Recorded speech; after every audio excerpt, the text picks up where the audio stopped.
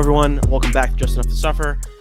We are here for another reaction show coming out of a really tough 27-12 Jets loss to the Bengals.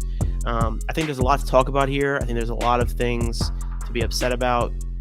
There's not a whole lot to feel good about coming out of the game, but I do want to say a couple positive things just to start us off here. And as I took my drive home, and I'm just fuming. I was like firing off texts to you guys. Like I was just so angry, and I'm sitting here like trying to make myself feel better. And like it came away with a couple things. Number one, it seems like there's real talent on the offense, and I think we've known that. And like those things are there. The QB play is just holding everything back right now. So hopefully that's something to build on. And then the other thing I want to talk about is like 4 months ago, if you would have told me we were 1-2 coming out of our first 3 games, I'd have been like, cool, like that. Like I didn't expect to go 2-1. Certainly didn't expect to go 3-0. I thought hopefully we could squeeze one of those games, especially when Zach got hurt. If you were like, hey, we're going to squeeze one of the first 3 out and then Zach's coming back, great. Right. So as like a grounding method for myself and for you and for anyone listening, I think we're back to square one here. Zach's on his way back this week. It seems like we're 1-2. We're playing a Steelers team that I don't think is very, very good. So, and really bad on offense, it seems like. So, there's some things to build on here for sure. Oh, Zipper just came in. There's some things to build on for sure. Fired up.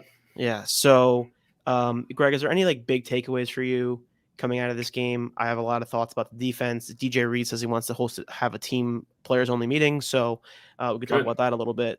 What are your thoughts coming out of this 27-12 loss?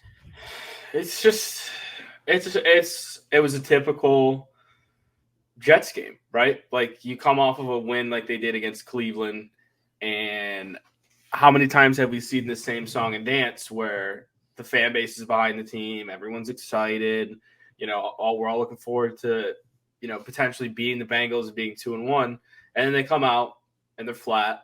Defense is terrible. Offense isn't doing much. And next thing you know, it's a 2-possession game, and there's just no hope of them coming back. If we want to do positive, I didn't think we were out of the game. I'm going to be honest. I really never felt like we were out of the game until probably the turnover in the fourth quarter was when I realized that we were dead. No, I thought we were still in it until then. When they can't capitalize and it's just field goals, that's it. Like there's just no chance I did not see them getting a touchdown drive. I hear you, man. I think here's when the game changed at this moment when JFM commits a penalty. A brutal penalty, and I get it. Like the sport's changing. It's not as like tough as it used to be or whatever. Like you don't like that that's a penalty. I completely understand, but the rule is very basic. You can't put your weight on the guy. It's very straightforward. If he would have just pushed him down, it's no penalty and everything's fine. And also, I'm going to ask you a bunch of questions here because I was at the game this week, so it's kind of hard to break things down and like really understand things. So when I saw that, it seemed very obvious to me that he put his weight on him and that was the end of it. Like that was definitely the call, right? Well, I think because he took a couple steps and then pushed him. It's one of those like the way I see it, and I think, and if people see this can tell me I'm wrong, is that like if you're like one step and it's kind of like in the same motion type of thing, they usually tend to not call it. But he took like an extra 2 steps, pushed him, and then fell on top of him. Yeah. And that's going to get called every single time. Right. So does that play? And then there's just bad tackling by Jordan Whitehead. And the bad tackling is a serious issue. And it's the same 3 issues with the defense all 3 weeks. It's poor tackling. It's bad communication.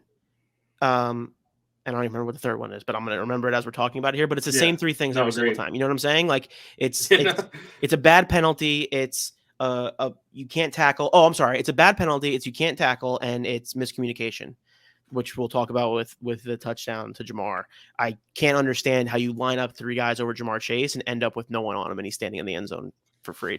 Like this team is just not good enough. No matter how much talent they have, they're not good enough to overcome dumb shit like that, right? Like you don't see good teams consistently shooting themselves in the foot with a dumbass unsportsmanlike conduct penalty or a dumbass late hit penalty. Like the list goes on. And the tackling thing, I mean, Salah brought up a good quote in the post game where he said you could still make a big hit by wrapping up. And wrap up. I don't get it. It's every week. These guys do not wrap up. And that's coaching. I don't care what anyone says. That's a coaching issue. Like it's coaching. You don't get to the NFL by being a bad tackler for sure. You can also find your way out of the NFL by being a bad tackler. And like it just needs to be drilled into these guys' heads every week. And you also can't say, and again, this is a very like I'm pro Salah, I'm trying to be positive here. Like you can't say there'll be no more communication issues, and then there's immediately a communication issue. Like communication issues happen, right? Like that's Not just 3 weeks part in of a the row game. involving the same two players.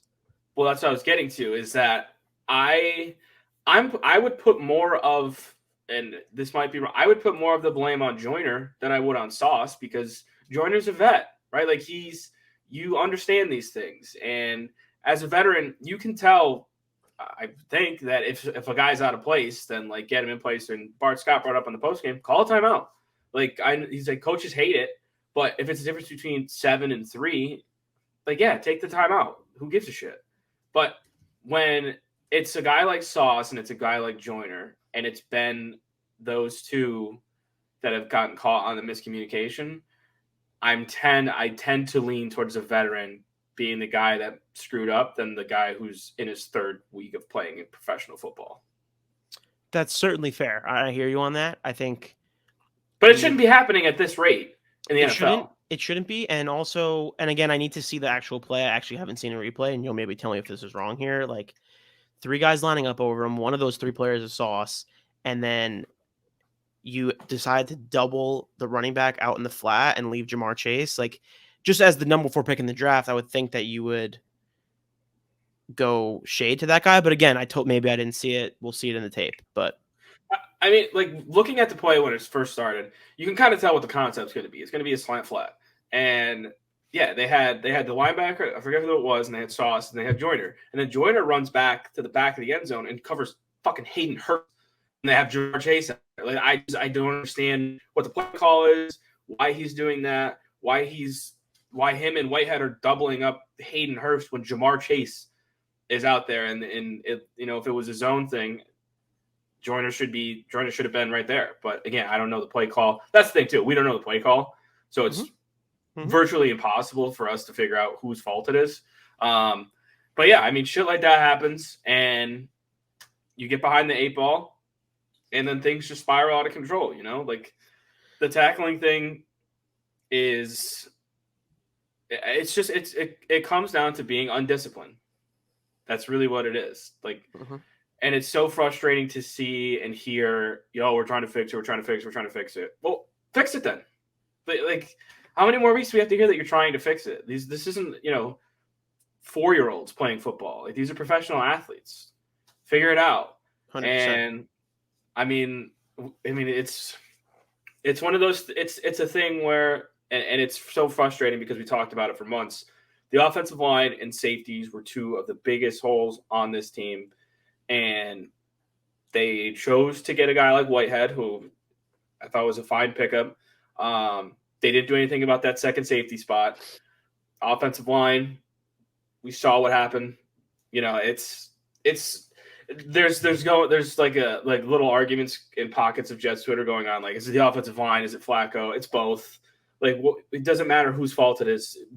Both sides need to figure their shit out. It's all the above. There's a lot of issues. There's issues with Flacco, with the offensive line. There's issues with the defensive line, the pass rush in general, the corners, the DBs, the linebackers don't look great either. Like, you know what I mean? There's a lot of issues to go through. Yeah, I don't understand why there's this like, well, it's not this, it's that, it's everything. Yeah, it's everything. Sucks. And I don't think the team. So here's the thing: like, I don't think the team sucks, right? Like, I know it feels like we're out of this game. You felt like we were out of the game. Even going into the fourth quarter, we were down by 11, right? Is that what it was? I think so, yeah. Something like that. We're down by 2 scores, maybe 18. I don't remember exactly. But, like, we're going in the game. Even in the fourth quarter, we're driving down the field. You get a big play to have 4th and 1 on, goal to go, basically. And Corey Davis just has a mistake of a play, and he said he didn't want to talk about what was said. I'm sure it had to be something crazy for him to act like that, but tough spots, and that's what those kind of teams do. They want you to make a mistake like that. They're baiting you into things like that. So teams are going to do that to the Jets every single week now to get a free 15 yards. It's going to happen. Yeah, and I think the game changed on the JFM roughing the passer and the Whitehead missed tackle. And then from there, it kind of just spirals. Garrett gets hurt immediately after that, I believe. He came back. I don't know what's up with him. I feel like when he gets hit, he just kind of is like it seems like it's a real big injury, and then he finds his way back into the game. Hopefully he's okay and everything's fine. But I was glad to see him come back out there. A couple of things I want to say, just like that I felt really good about, and then kind of felt weird about later. They opened the game with a shot to Elijah Moore. I thought that was welcome to 2022. I thought that was very, very interesting, and it didn't work out. And I'm happy that they did it. Couple things, and you can probably help me understand this a little bit better. Is Elijah Moore the guy to go to on that kind of play? Like, is Elijah Moore the go up and get it wide receiver? No. Because they've done it they did it a few times in the game, right? It doesn't they make must have sense. seen something where they thought that they could win that, because it happened, I want to say 3 or 4 times during the game. It doesn't make any sense that they're putting him in those situations. And I mean, especially coming off of the game that Garrett just had, or even Corey Davis, who's a big body. Right. Like we've seen it for the first 3 weeks. Like Elijah's open, and every time those corner routes in the middle of the field, when you give him space and you put him up against a nickel guy, like he's open. He can get open. I had a guy tweet at me that was like, always open. I haven't seen him open one time in the first 3 weeks. And I was like, are you watching this game from like a microwave or something? Like, what do you mean you haven't seen him open in the first 3 weeks? He's always open. The reason you haven't seen him open is because the quarterback is just absolutely peppering Breece Hall and Garrett Wilson with targets. And I mean, it's Conklin, Breece Hall, and Garrett Wilson, and no one else is on the field. No one else. I mean, there was a play, I forget what it was. I mean, Flacco was literally staring at a wide open Elijah Moore, like in this field of view, and dumps it off to the running back. And Elijah would have had like a 10, 12-yard gain. To me, like, you know, the funny part is like he almost made 2 of those catches. Had no business doing it, but he almost made 2 of those catches. But that's not the position you want to be putting him in. Like, that's why you have a guy like Corey Davis. That's why you have a guy like Garrett Wilson. Put those guys in those positions and have Elijah Moore, feed off in the middle and some of those routes. But, like, I don't understand what they're doing. You know, I would like to see Braxton get more touches and not put him in for an obvious trick end around play. Like, that was the most obvious call of all time when he hasn't played all game and they throw him in and they run the end around with him. It's like, yeah, everyone in the stadium knows it's going to him. Garrett, again, like, just consistently gets wide open. And we're teetering on, like, I would throw it to him every time until someone stops it. Like, he gets that wide open. I know it sounds super simple, and it's like, whatever. Yeah, it's definitely no oversimplification, but your point stands. Just like, yeah, make someone stop him until they can't. Like, it just doesn't make much sense. Conklin, I mean, a lot of that's garbage time, but I'd like to see them get him more involved early on. CJ Uzomah is nowhere to be found. I don't know what the deal with. I guess they're just leaving him in as like a blocking tight end for now to help offset some of the offensive line issues. I don't know, man. Like, there needs to be like I think it's frustrating too when you have guys like Elijah and you have guys like Garrett who consistently can get open into that intermediate to deep range, and all we're doing is dumping the ball off to Michael Carter and Breece Hall and Tyler Conklin. And Tyler Conklin. The quarterback play, I mean, I really don't want to get too much into it. I will say the play where Flacco did like a 12-step drop and then just fired one into the back of the end zone was the funniest thing I've ever seen. What about towards the end of the game when he has Elijah open in the end zone on 3rd down? He just rushes the throw and throws it against the guard in the back. Like, what is that? He's getting into these situations too where he's not getting his feet set and he's just trying to throw it all with his arm. And these passes which should be completed are just not getting completed, and it's costing the Jets points and it's costing them time of possession and shit like that, which can directly influence the game. I will say one positive thing from the defensive side. I did like how Quinnen showed up after he got into the spat with the defensive. Yeah, I want to talk about that because that was one of the most blown out of proportion things, like classic. People see a clip on Twitter and like assume that everything's falling apart. He was upset. They talked about it after the game. Let me get the quote. Yeah. I think he said he was upset because they weren't giving him the type of they were blitzing and they wanted to rush 4. Yeah, so here it is. The crux of the Williams. This is from Rich Samini. Shout out Rich. Big fan of the show, Rich Samini. Yeah. The crux of the Williams White Cotton. Our defensive line coach's name is White Cotton. That's a great name. That dude is badass. Yeah, he looks like it. Someone sent me a picture and was like, "How does this person look bigger than Quinnen Williams?" That's crazy.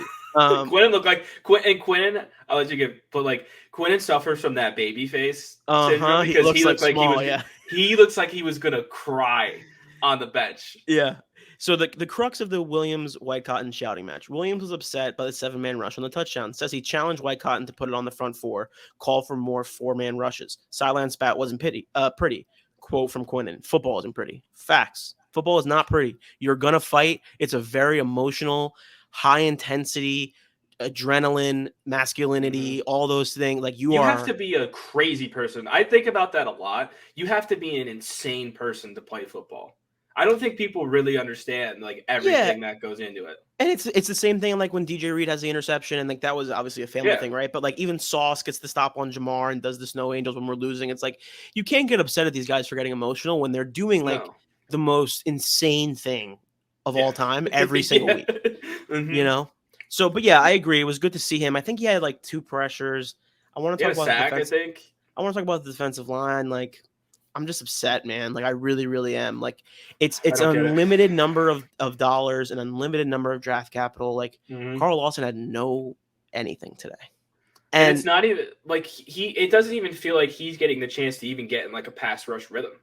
You know, like you hear a lot about, and Chris Long's talked about it a lot, where like these guys, like it's not one of those things where you can just get put into play, wreck a game from one play after not being like, it takes time to get these guys, you know, different pass sets. Like, how is this guy defending this move? Okay, is there a way? Is there a tell he's giving me to where if I set it up like this, I can counter it, you know, in a quarter or two? It's shit like that. And I get like the solid thing of like, oh, we want our guys to be fresh. But what happens when no one's doing shit on the front four? Then what? Like, I would rather go down playing my best guys, the guys that I'm investing the most capital into, and seeing if they can figure it out. Like, I don't need to be seeing Solomon Thomas snaps because of a stupid predetermined rotation, you know? Yeah, like I simply don't find it acceptable that in a big third down spot, you have Carl and Jermaine on the sideline. Like that just isn't going to work for me. There's no rationale that you can give me that tells me those two people who you've invested an immense amount of draft capital, an immense amount of dollars, that they're off the field on third down. Like, give them a first down off the next drive. Like, I don't care. Like, get them on the field for those big spots, because in those big spots is where those guys perform, because they know it's a big spot. You want your best players on the field in the biggest moments. That doesn't seem like a crazy take to say, and like you don't know about the team situation. Like, I get all of it. I understand that we want to do the rotation, and like I'm actually for that. We got to keep them fresh. It's a long season. There's just no way that that's acceptable. Yeah, I mean, you're right. The rotation thing is fine in theory, but when nothing's happening and no one's making plays, regardless of who's in on the rotation, like that's a huge issue. That's a coaching issue. Right. So like there's something's got to change there. And then when they do get pressure, it's the most frustrating thing in the world because they cannot finish. They cannot finish a rush at all. This team hasn't had a pass rush that makes an impact on a game in like 10 years. Like I just... And even then, like that pass rush was all blitzing. Like the last, like it still goes back to Abraham. He was the last like actual edge rusher they had. That was a game record. Yep. Yeah, it's just frustrating, man. That makes everyone else's job more difficult too, right? Like you can't be. It's harder on Sauce. It's harder on DJ. It's harder on LaMarcus Joyner. Like Whitehead. For like as good as Sauce is and as good as DJ Reed is, and you know the talent level of Whitehead and Joyner's the veteran, like you cannot ask these guys to cover for that long. It's there's no secondary in the league that can consistently cover for that long and succeed. They just can't, and it puts stress on the linebackers too. Like you don't want to have your guys in a scramble drill 85% of the time. That just it crushes you. But yeah, I mean, them not getting pressure just baffles my mind with the amount that's been invested. And, you know, you see a guy like Jermaine, like I think he's been playing pretty fine the last couple of weeks.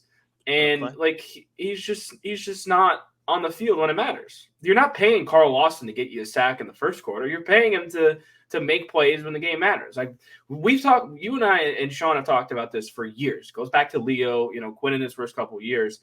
Like, when's the last time a guy's made a play when it mattered? You know, like that's what I want to see. I don't care if you have all these, you know, pressures in the first quarter when you're down 31-14, you know, like who gives a shit? Make a play when it matters. Give me a, you know, third down. You're down by 8, right? You need to stop in the third. Get a sack. get a tackle for loss, blow up a play, like do something like that. And that's something we just don't see. And it's super frustrating because then it leads to longer drives. And then you're basically putting all this pressure on, Flacco, who's, got 1 foot out the door, and they're just not, I just don't, they're not built for that. Cause then you get into passing situations, the offensive line's not good enough. And you saw the Bengals, like they're just going to pin their ears back and go. And that's not a position the Jets can be in. No, it is not.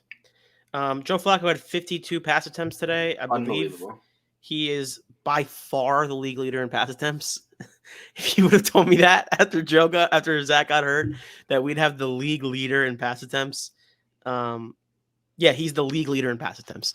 It's unbelievable to me. I can't believe it. I can't believe that's where we are. He's like the Jarvis Landry of quarterbacks. Like, yeah. Like Jarvis Landry had like 13 receptions for 64 yards. Yeah. Joe Flacco threw 50 times. 300 yards, 200 yards? Something like that? Something like that, yeah. I'm trying to get the stats up here as we're talking. 296. Yeah, like the thing is, right, like it's not like he's turning the ball over. I think he only has like 2 turnovers in 3 games, which is not the worst. The Braxton interception was awful. Absolutely awful. That was horrible. It was really, really bad. That was really, really bad. I guess he had 2 INTs today, so he probably has 4 or 5 turnovers now, which is bad. Yeah, that second one was just whatever. Yeah, the second one's whatever. End of the game, it happens. But couple more things I want to point out. Breece Hall had 11 targets. That's too many targets for Breece Hall. Can we shovel those to Elijah Moore, who's getting inside routes rather than the outside bomb plays, hoping that there's a pass interference call? Can we shovel those to Corey Davis on the outside? I would prefer Corey Davis get the outside targets than Elijah. Can we try some more runs with Breece, who actually looked a lot better today running the ball? And so did Carter. I love Michael Carter, bro. He's the best. He's a great runner. Breece looks better every week. And that's pretty much all there is right now. I think we'll see more as the days go on here. But my main takeaways from the game were 2 to 3 things. Number one, the defense is undisciplined and needs to get disciplined fast. That falls on one person. Hopefully DJ Reed can have a team meeting this week and make some difference there, but that's not who I was talking about, it being their fault. I think he said the coaches and players. It wasn't just the players only. Like, they all need to figure this shit out. Which, listen. Yeah, he did say players and coaches. You're right. I like what that today, even in a loss in a shitty game, what I saw from Quinnen and him kind of just being like, hey, like, I'm sick of this shit. Like, let's do this. Like, let's try it. And DJ Reed, those comments. It seems like they actually care and they actually want to turn this around. And it's not like, because how many times in years past would we see performances like this and everyone's like, yeah, we just got to clean it up. And then it's just like, yeah, it doesn't get cleaned up. That's what they're saying now too, bro. But like, it's more of like a player's thing, like in the heat of the moment, like, let's figure this shit out. I don't know. To me, I think it's, encouraging to see that it's just not the typical cookie cutter. Yeah, no, we just got to play better. Just make less mistakes, I guess. I feel like that's what they're saying now, but I hear what you're saying. Yeah. So, and then the other thing is just, we got to get Elijah involved in high leverage situations for him. I don't know if that's the right term, but like, he does not need to be on the outside running these deep posts and deep outs and like all these type of things. He does not need to be running. He needs to be coming over the middle, getting open, which is what he's great at. But instead, it's weird. They have Garrett running this stuff over the middle. By the way, Joe Flacco had, I don't remember who said this first, but I saw like 3 or 4 hospital balls today. Like, he's just throwing it up and just getting guys killed. And it's a lot. Why is it Garrett coming over the middle like that? Shouldn't that be Elijah's spot over the middle? Like, that kind of stuff is confusing to me. And that's where the thing with Mike that I get confused with too. It's, what was the game plan today? Yeah, I mean, well, with a guy like Garrett, he can get open wherever, whenever. So if you're going to put him inside and give him like a 2-way go type of thing, I'm fine with that. But it also just can't be exclusive him. Like, they need to like mix in Elijah and him over the middle and have Corey Davis on the outside. Like, what's stopping that? What's with the wide receiver rotation too? The wide receiver rotation is a whole crazy to me. They ran 3 fly patterns to Elijah Moore today, not 1 to Garrett Wilson. Why? No. It makes Tell me why. Put him in motion, figure out if he's got man, and just let him go. Right. Motion, too. Like, what happened to motion? Everyone's using motion to create advantages on the offense and disadvantages for the defense. Right? We were doing it for like a week, and now it's gone again. Right. It puts a strain on the defense. And when you have guys like Elijah and Corey and Gary, I mean, I think Corey's the thing with Corey, which is like, it kind of sucks, is that like his drops are always huge. Right. It's Every never time. like Corey Davis has the biggest mistakes I've ever seen from a Jet in their short time period. And I feel bad. Like every time he makes a mistake, it's massive. It's huge. But like and then he makes like good plays, like the one over the middle where he got like popped and he held on to the ball. He's a fine receiver, but yeah, that was like a hot football too. Yeah, like he just every mistake is like the worst possible timing for a mistake. Yep. But like why are we not, I don't know, man. It's like it's so frustrating because we see all this shit and we see shit that works and then they just decide we are not going to do that anymore. Yeah, I don't get it. And that's the part where I say it's like I'm not in the locker room, I'm not in the meetings. I don't know what LaFleur's thinking. I don't know what Saleh's thinking. I don't know what Ulbricht's thinking. But there's just certain things I feel like I see, and it makes me feel crazy that it doesn't happen more often. Mm-hmm. And that's what it comes down to. So, listen, I think coming out of this, it's the return of number 2, right? You want to judge this offense? You want to judge this team? Let's see how it looks. And I already see where this is going, and it's going to be an absolute shit show the next like 2 or 3 weeks. Maybe not, because I'm weirdly confident in the offense. I feel like there's so many things that are going well for the offense. We're just extremely limited by quarterback play. And I saw Saleh today blame the offensive line for Flacco's performance. Not blame, but the first thing he said when someone asked about Flacco was the offensive line. He's like, he doesn't have any time out there. So that's fine. If that's what we're saying, awesome. This team wasn't built for Joe Flacco. This team was built for Zach Wilson. Let's see what it looks like. Yeah, I mean, you're putting them in a tough spot against Pittsburgh. And is it a tough spot? They're not very good. Yeah, but the defense, they can get pressure. So everyone can get pressure. It's the NFL, except for us. But well, I think Bart brought up a good point too of that. Like it's not just your standard front four, blitzes. It's a guy in Tomlin who knows, you can throw all these exotic blitzes at a guy like Zach. And I'm like, this is why I say it's going to be an absolute hellhole. I think for the next couple of weeks is that Zach didn't have a summer. Like there's going to be a learning curve for a second-year quarterback who didn't play football really all summer, no preseason basically, and you're throwing him in a week, and it's going to be a learning curve, and he's going to make mistakes, but like you just want to see him bounce back from those, and it's trial by fire. I mean, it sucks, but like this is a situation that we're in. This is the NFL, right? So like, I do think we have to temper some expectations, just considering. I'm certainly not pretending that Zach Wilson's Trevor Lawrence, so I'm not expecting that. No, and I'm not saying from like a big picture. I'm talking like in the next couple of weeks. I think we have to temper some expectations. But yeah, I mean, you need to get him in there. Like this isn't one of those things where you can just be like, oh no, like we'll hold him off till Miami when they play at home, or we're playing, like a bad team. Like he needs to get in. Like the whole next 3 or 4 years, 5 years of this franchise is pretty much going to be considered or decided in like the next 14 weeks. Mm-hmm. That's exactly right. I think it has a lot of impact on the head coach. I think it has a lot of impact on the offensive lineman. I think it has a lot of impact on the general manager. So we'll see. I think you're right about that. That's a fair point that it's going to take a little bit of time for him to get settled in. I mean, it's not exactly the easiest stretch of games here. It's Steelers on the road. It's a very... We haven't even talked about anyone else in the division yet. A very good Dolphins team. They are good. Yeah. I don't know what happened with Tua today. Is Tua okay? Like, I don't know what's going on here. Yeah, I guess it was like a back. So I guess he said that, but that was not what it looked like at all. Well, so I guess the way Tua explained it himself was that he like something happened in his back and it like flared up or something, or like I don't know what the term he used, but like that's why he fell. I don't believe that for a second because that guy was clearly concussed. He was clearly concussed. Like it's not even like, a conversation. Yeah, and then we have known criminal Josh Allen assaulting a human being on a football field. I did see that, and I saw his offensive coordinator really upset with him for throwing a ball in a place where he couldn't get out of bounds. That's a real shame. You hate to see that. So anyway, Steelers on the road. Prison is what I say. Steelers on the road. Dolphins at home. We're going on the road for the Packers, who I'm not sure if they're good or not yet. At the Broncos, and then home for the Patriots, I think, and then home for the Bills. That's a real stretch. So let's see what this quarterback has. Let's give him 2 weeks to settle in. I'm willing to deal with that. Yeah. But you know, you got to see how it looks. Josh Allen went to the trainer's room as well.